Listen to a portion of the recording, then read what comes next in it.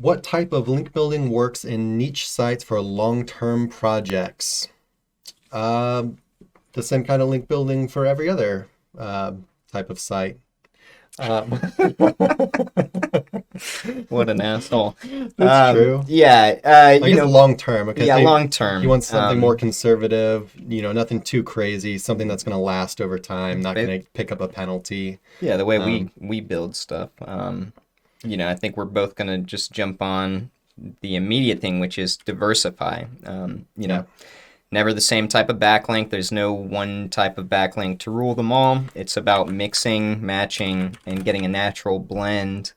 And this includes the type of backlinks you're getting, the type of anchors you're using, how many different pages you're going to, and then how that resonates in comparison to the competitors that are ranking in those SERPs as well. I'm going to go ahead and drop a link in the chat, and Mm-hmm. if you're watching on YouTube, it'll be in the description.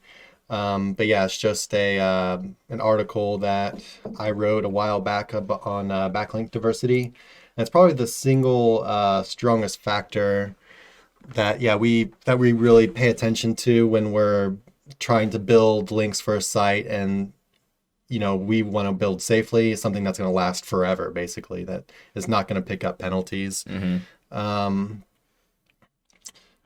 yeah, I don't know where else we could go with that. We could talk. So hypothetical. Let's say we're starting from scratch. We got a brand new site. Pillow links are going to consist of a mix of natural links that you would expect a new business to get. So we're talking social profiles, directories, citations if you're local, or even if you're going after affiliate, you can utilize those links. Forums, blog comments. But we're talking about cleaner links, right? Nothing. No spammy 500 blog comments from Fiverr, which you can get to work, but we're talking about longevity here. So we're just talking about natural buildup of pillow links. And then when you start adding power or authority, we're going to be talking about niche edits, guest posts, maybe even into PBN. But the point there is to also always diversify with the type of links that you're using every month. So month number 1, pillowing with high quality pillow links, and then month number 2, 3, or rather, once you start. Before you move on, here's just some more examples of pillow links. We sell them in packs, but these are normally things you can also do yourself if you've got the time.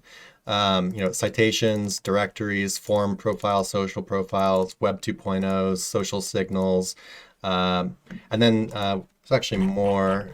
Another similar pack we have to that is the diversity links, and it's got a couple extra different kinds in here, like Q&A links. It's from sites that are kind of like Quora, or and audio video links. Audio link would be like a link from something like YouTube, or sorry, a video link. Audio would be from like an audio site. You got slideshow websites. So these are things that we consider pillow links, that are natural for sites to get in the very beginning. But yeah, we also like to use them kind of sporadically throughout link building as well, because the whole concept of diversity, keeping your link profile looking natural, not just one type of link, getting lots of different links from different types of websites. Mm-hmm. So yeah, you were saying after the pillowing in the beginning. Right. Well, so, and you can also utilize things like niche edits and guest posts to pillow. You're just going to be changing your anchors to be like homepage, or to the homepage, branded, naked, generic type of anchors. And so you can pillow using that initially as well. Yeah, so that would be more like anchor pillowing, even though you're just using one type of link, because niche edits are, on real websites. We also consider real safe as well. Yeah. But yeah, a little bit different. Yeah. And so, initially, like the point of pillowing is to get some momentum in the SERP. So once in Ahrefs, or if you've got it in Google Analytics, you'll be able to see when it starts to resonate in the SERPs. And that's when you can start attacking a little bit harder. It's essentially like you've gained some trust and some momentum. You can start capitalizing off that. But still, the point is to have longevity in this game, or that's the question you're asking.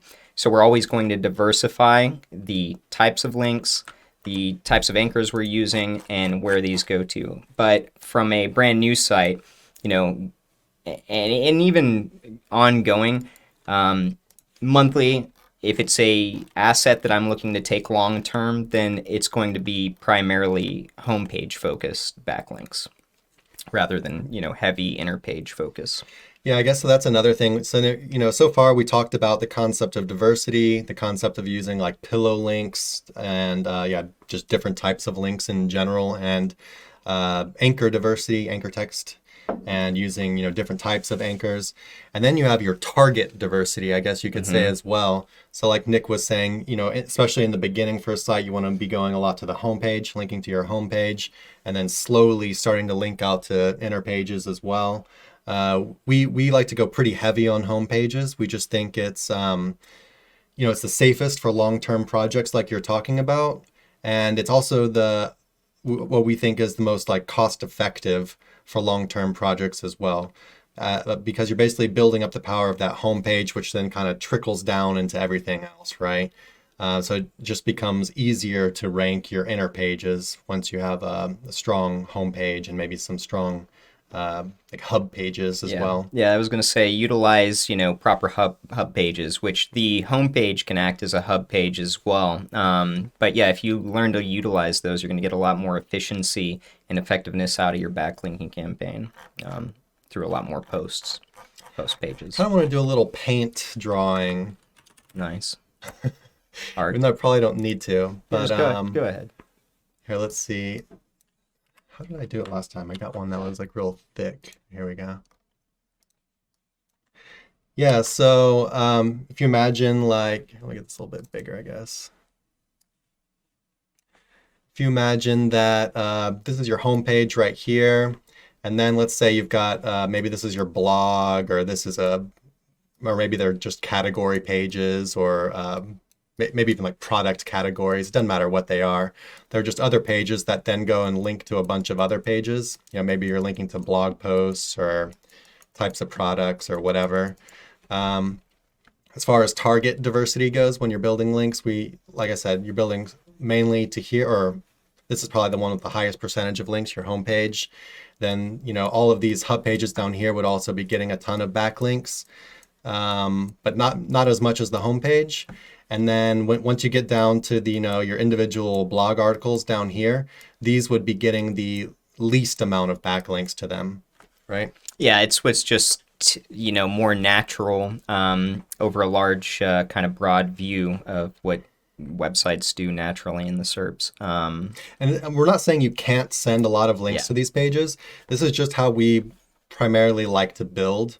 You might end up having to link to one of these posts a whole lot to get it to rank or whatever. But yeah, kind of try to keep the number down a little bit rather than letting it get too heavy on links. Yeah. If you kind of silo things properly, like, this model kind of shows, then you're going to get a lot of efficiency trickling down through these funnels. Yeah, so if you're from the homepage. So the homepage, is trickling down to here. This category page or whatever is trickling down to all these other sites, right? And maybe these ones are also linking to this one over here. So you just get the link juice really flowing in a way without getting these inner pages too heavy on links. And if you do this properly, a lot of times once you've got a site with a lot of momentum that's really built out, you'll start to notice that these pages, after all of this network is beefed up, are going to sometimes just auto rank for even terms that you might be surprised that you just couldn't really see because my big head. I just saw that too. Yeah. Sorry, our drawing was kind of not in a good place, but here you go.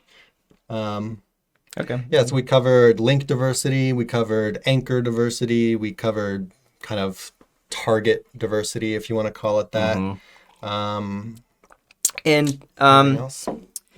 if you see a little bit of spam trickling in through a very clean backlink profile, don't necessarily jump to the conclusion that it's going to be really bad for you. A natural link profile will include a well-diversified portfolio of websites that are linking to you. And if some of that happens to look, like it's not the best, that's all right, so long as you're offsetting offsetting all of that by primarily having high quality backlinks. So if you're paying for them, get the good ones. I guess that's another thing we could go into. We could start going into the quality of the actual links that you're getting.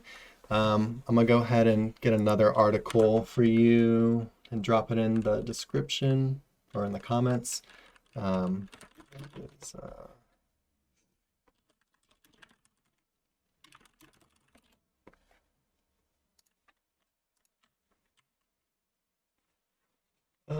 Is that a new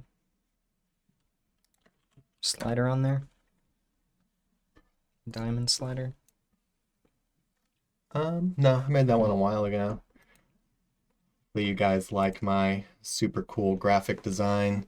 But yeah, so this article we talk about kind of, the quality of the links that you're getting.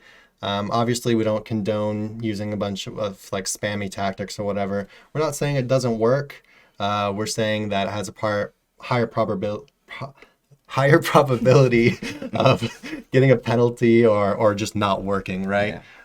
But sometimes it ends up working really well. You don't know how long it's going to last for, right? But for longevity, just stay away. Yeah, for the sake of longevity. So when we're talking about quality backlinks, the three main things you want to consider: relevance, authority, and power. Relevance is like the link actually being from a article or a website that's kind of related to your what's being linked to. And so it doesn't have to be super laser focused. For example, if you're have an article about cell phones, it could be from a tech website or even a news website, right? But yeah, generally, the more focused, the better. But that doesn't mean that something that's more broadly relevant can't be good for you. Then you have authority, which we kind of think about as like the overall kind of picture of the domain that's linking to you, which would include its backlink profile, and then some more kind of obscure stuff like trust.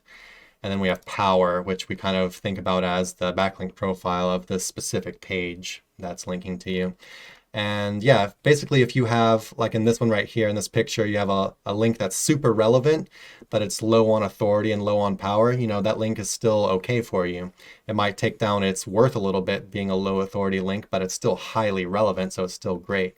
Then you have this one over here. You can see it's just kind of broadly relevant. So maybe it's just a broad tech website or an article about tech instead of an article about phones. And it's not that powerful either, but the domain that it's coming from is high authority. So, this is still a good link. So basically you just want to look at these three things and kind of gauge it from there as far as, what the link's worth to you. And these three things being kind of the most important things we determine the quality of a link. Then you have some other stuff like, traffic. Traffic's a hot thing. We definitely It's a hot topic. Yeah. We like to see traffic on links, but we don't think it's 100% necessary, especially with stuff like PBNs, Yeah, I think that's about it.